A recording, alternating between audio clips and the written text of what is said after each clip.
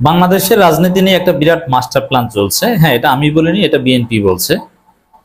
Peer একটি সুপরিকল্পিত master plan, Ruhul Kabir Rizvi. হ্যাঁ, master plan চলছে, it's right.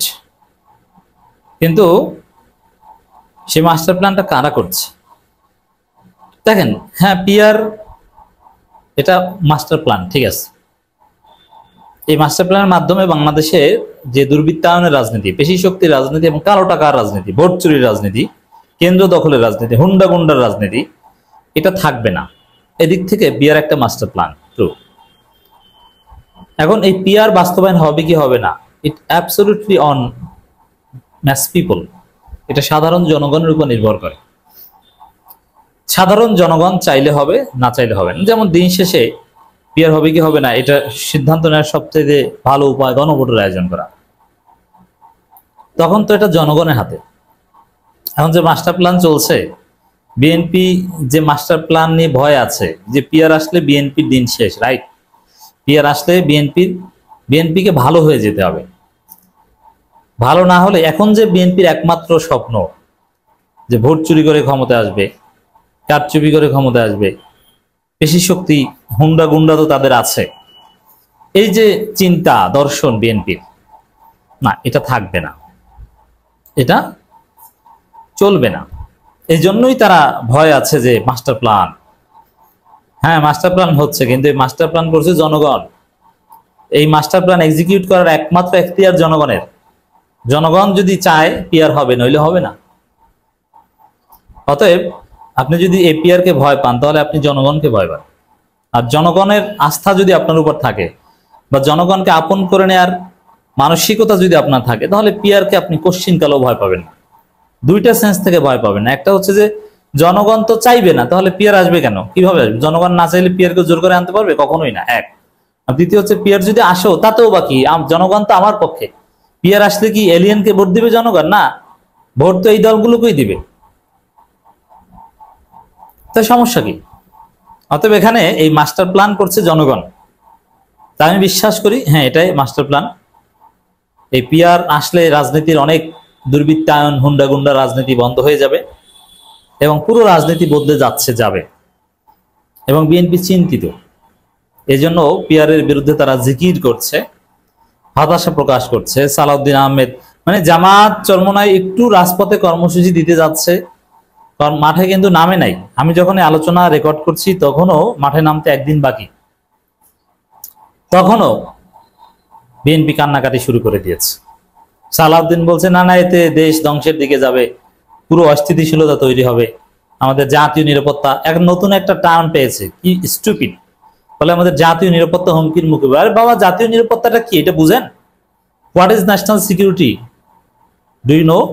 Can you define national security? মানে এটা মুখ থেকে উচ্চারণ করলেই হয়?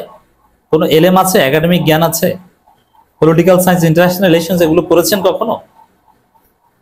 ন্যাশনাল সিকিউরিটি নিয়ে কথা বলছে, অথচ ন্যাশনাল সিকিউরিটি বুঝেই না। ন্যাশনাল সিকিউরিটির ভায়োলেশন কি?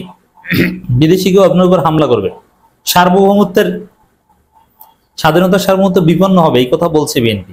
পিয়ার আসলে স্বাধীনতার সার্বভৌমত্ব বিপন্ন হওয়া মানে কি বুঝেন? What is the violation of sovereignty?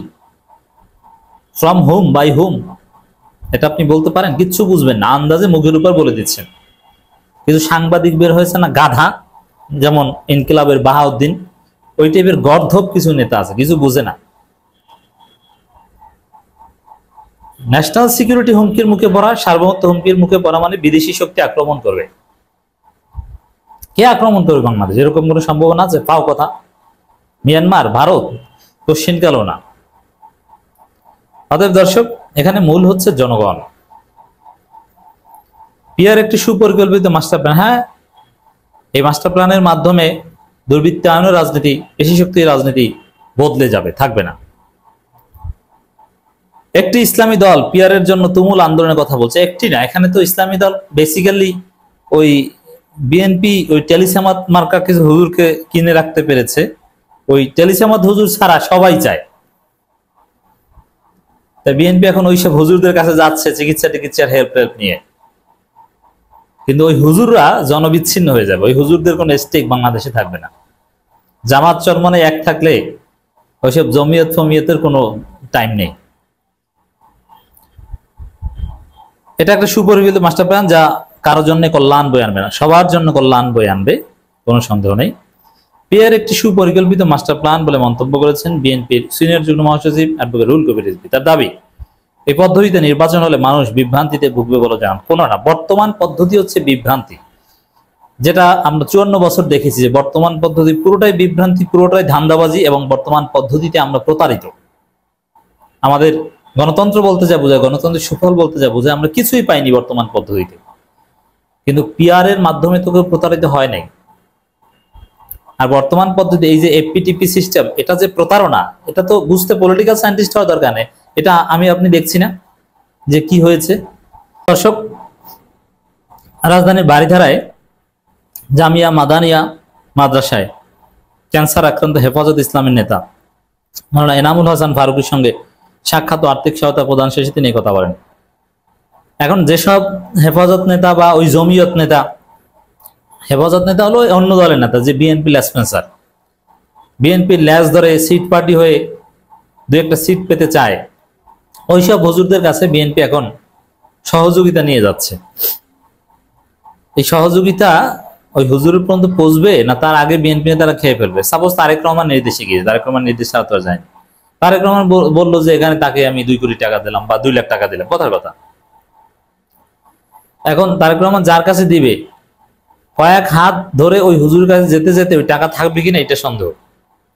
DUCSU নির্বাচনের জন্য বাজেট হয়েছে, ওই বাজেট নাকি ছাত্রদলের বিভিন্ন গ্রুপ মেরে খেয়েছে, আবিদ পায়নি, এজন্য আবিদ ক্ষুব্ধ। আবিদ কোচিন টোচিন করিয়ে যে টাকা জমা রেখেছে সেগুলো খরচ করতে হয়েছে, অথচ বিএনপির হিউজ অ্যামাউন্টের বাজেট ছিল। শিবির কালেকশন করে অল্প কিছু টাকা যা কালেকশন করেছিল, নিয়মতান্ত্রিকভাবে নির্বাচনী আচরণবিধি অনুযায়ী যতটুকু খরচ করা যায় খরচ করেছে, টাকা কেউ মেরে খায় নাই। এবং যতটুকু সারপ্লাস ছিল সেটা নির্বাচনের পর এখন শিক্ষার্থীদের জন্য খরচ করছে। তারা বলছে যে এই যে এসি লাগাবো ক্লাসরুমে, রিডিং রুমে, মসজিদে, যদি বিশ্ববিদ্যালয় প্রশাসন দিতে পারে নিয়ম অনুযায়ী দিবে, আর যদি কোথাও না পারে তাহলে আমাদের সাবেকরা যদি কিছু টাকা পয়সা দেয়, এগুলো দিয়ে আমরা করার চেষ্টা করব। কত সুন্দর সিস্টেম। আর ছাত্রদলের জন্য যে বাজেট হয়েছে ওটা তারা মেরে খেয়েছে। এখন এই হুজুরদের জন্য, এক হুজুরের জন্য টাকা বাজেট করেছে, ওইটাই হুজুর পায় কিনা এটা সন্দেহের বিষয়। আমরা বিএনপি পরিবারের প্রধান পৃষ্ঠপোষক তারেক রহমানের পক্ষ থেকে মাওলানা ফারুকের প্রতি আন্তরিক সহমর্মিত বার্তা পৌঁছে দেন সংগ্রামী আহ্বায়ক আতিকুর রহমান। এই যে আমরা বিএনপি পরিবারের পক্ষ, এটা নিয়ে অনেক সমকাল নানান পত্রিকা বড় বড় রিপোর্ট করেছে। বিএনপি বড় বড় ফান্ড গঠন করেছে, বিশেষ করে এই 2023 সালের 28 অক্টোবরের পর সেই ফান্ড এমবেজল করেছে বিএনপির নেতারা। প্রান্তিক পর্যায়ে যারা ক্ষতিগ্রস্ত তাদের কাছে যায়নি, কোটি কোটি টাকা সব মেরে খেয়েছে। এই হচ্ছে বিএনপি। আর এদের সাথে চলে কিছু হুজুর।